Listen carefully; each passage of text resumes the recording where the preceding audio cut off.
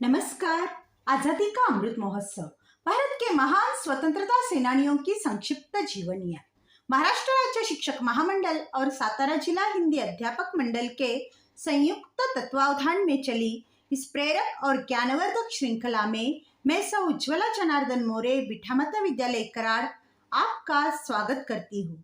हमारे पितामह श्रीमान ताका सूर्यवंशी सर जी के मार्गदर्शन में चली इस श्रृंखला में आपका तहे दिल से स्वागत है। आज इसकी 90वीं कड़ी में हम देशबंधु चित्तरंजन दास जी के बारे में जानेंगे। हर्ष उल्लास की हुई थी बारिश, सावन का हंसी महीना था, प्रफुल्लित हुआ था देश हमारा, देशभक्तों का तन गया सीना था। इस बार न मांगी भिक्षा पंडित ने, कटोरी में हक को छीना था, कटोरी में हक को छीना था। देशबंधु चित्तरंजन दास, जिन्हें लोकप्रिय रूप से देशबंधु यानी राष्ट्र का मित्र कहा जाता है, एक भारतीय स्वतंत्रता सेनानी, राजनीतिज्ञ, कार्यकर्ता और भारतीय स्वतंत्रता आंदोलन के दौरान वकील और भारतीय स्वतंत्रता सेनानी नेताजी सुभाष चंद्र बोस जी के राजनीतिक गुरु थे। वह भारत में ब्रिटिश शासन के दौरान अविभाजित बंगाल में स्वराज्य पार्टी के संस्थापक नेता थे। उनका संक्षिप्त नाम CR दास है। वह कई साहित्यिक समाजों से निकटता से जुड़े हुए थे और उन्होंने कई लेख और निबंधों के अलावा कविताएं भी लिखी थी। उन्होंने कई बड़े बड़े स्वतंत्रता सेनानियों के मुकदमे भी लड़े थे। चित्तरंजन दास जी का जन्म 5 नवंबर 1870 को बांग्लादेश के बिक्रमपुर जिले के तेलीरबाग नामक गांव में एक प्रसिद्ध बंगाली हिंदू परिवार में हुआ था। दास परिवार ब्रह्म समाज के सदस्य थे। उनके पिता भुवन मोहन दास कोलकाता उच्च न्यायालय में एक जाने माने वकील थे। उनकी माता का नाम निस्तारिणी देवी था। उनका परिवार वकीलों का परिवार था।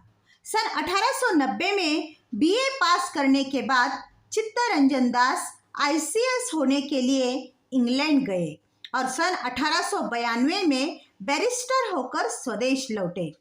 शुरू में तो वकालत ठीक नहीं चली, पर कुछ समय बाद खूब चमकी और उन्होंने अपना तमादी कर्ज भी चुका दिया।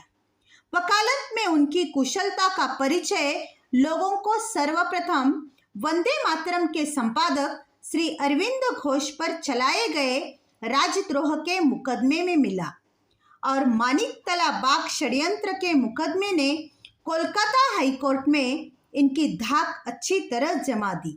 इतना ही नहीं, इस मुकदमे में उन्होंने जो निस्वार्थ भाव से अथक परिश्रम किया और तेजस्वितापूर्ण वकालत का परिचय दिया, उसके कारण समस्त भारतवर्ष में राष्ट्रीय वकील नाम से इनकी ख्याति फैल गई।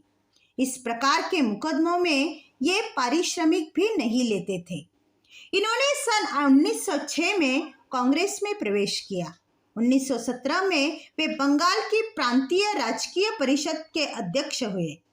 1917 में ही कोलकाता कांग्रेस के अध्यक्ष का पद श्रीमती एनी बेजेंट को दिलाने में इनका प्रमुख हाथ था।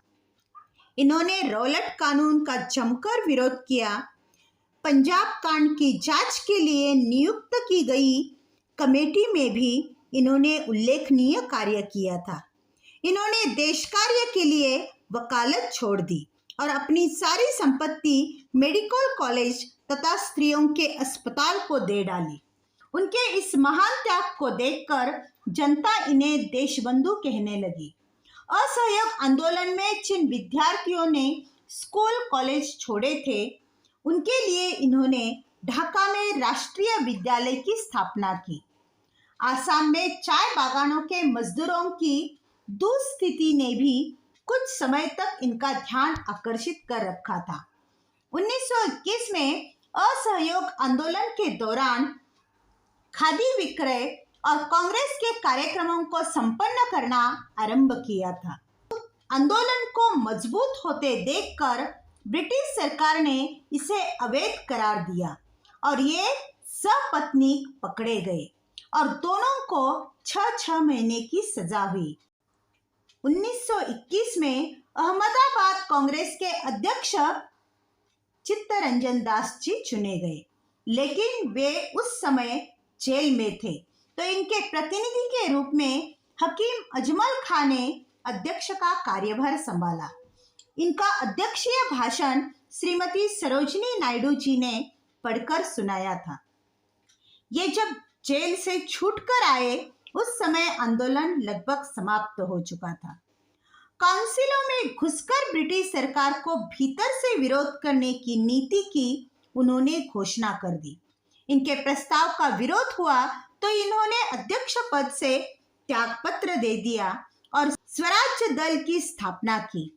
कांग्रेस को उनकी नीति माननी पड़ी। 1924-25 में उनका दल निर्विरोध चुना गया और वह कोलकाता नगर महापालिका में स्वयं मेयर हुए। इन दिनों कांग्रेस पर इनके स्वराज्य दल का पूरा कब्जा था और ये स्वयं उसके कर्ता धर्ता थे। उस समय गोपीनाथ साहा नामक एक बंगाली व्यक्ति ने एक अंग्रेज की हत्या कर दी और सन 1924 में बंगाल की प्रांतीय परिषद ने गोपीनाथ साहा जी के त्याग की प्रशंसा की तथा अभिनंदन प्रस्ताव स्वीकार किया और चित्तरंजन दास जी ने उसे मान्यता दी। उनकी इस नीति का भारत में तथा इंग्लैंड में गलत अर्थ लगाया गया। चित्तरंजन दास जी के व्यक्तित्व के कई पहलू थे।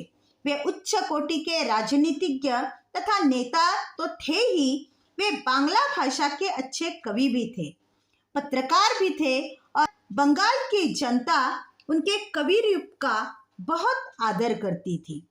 सागर संगीत, अंतर्यामी, किशोर किशोरी इनके काव्य ग्रंथ है। नारायण नामक मासिक पत्रिका, 1906 में वंदे मातरम नामक अंग्रेजी पत्र के प्रमुख सदस्य थे। स्वराज्य दल का मुखपत्र फॉरवर्ड की प्रेरणा और जिम्मेदारी भी इन पर ही थी। इंडिया फॉर इंडियंस ग्रंथ की रचना उन्होंने की थी। चित्तरंजन दास जी परम त्यागी वृत्ति के महापुरुष थे। इन्होंने कवि का संवेदनक्षम हृदय और सज्जनोचित उदारता पाई थी।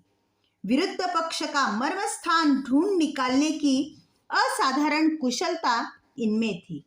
इन्हें असाधारण लोकप्रियता मिली थी। जिस वक्त देशबंधु चित्तरंजन दास का राजनीतिक जीवन चरम सीमा पर था, उसी वक्त काम के बोझ तले उनका स्वास्थ्य बिगड़ गया। वो आराम करने के लिए दार्जिलिंग चले गए। वहीं पर 16 जून 1925 को तेज बुखार के कारण उनका निधन हो गया। देशबंधु जी के निधन पर विश्व कवि रविंद्रनाथ ठाकुर जी और महात्मा गांधी जी ने भी अपनी भावनाएं प्रकट की थी। अपने निधन से कुछ समय पहले देशबंधु जी ने अपना घर और सारी जमीन राष्ट्र के नाम कर दी थी। उस घर में आज चित्तरंजन दास राष्ट्रीय कैंसर संस्थान है और दार्जिलिंग के निवास में अब मातृ एवं शिशु संरक्षण केंद्र चलाया जाता है। ऐसे महान देशभक्त पूरे देश को एक सूत्र में पिरोना चाहते थे। ऐसे महान व्यक्ति देशबंधु चित्तरंजन दास जी को हमारे कोटि कोटि प्रणाम। जय हिंद।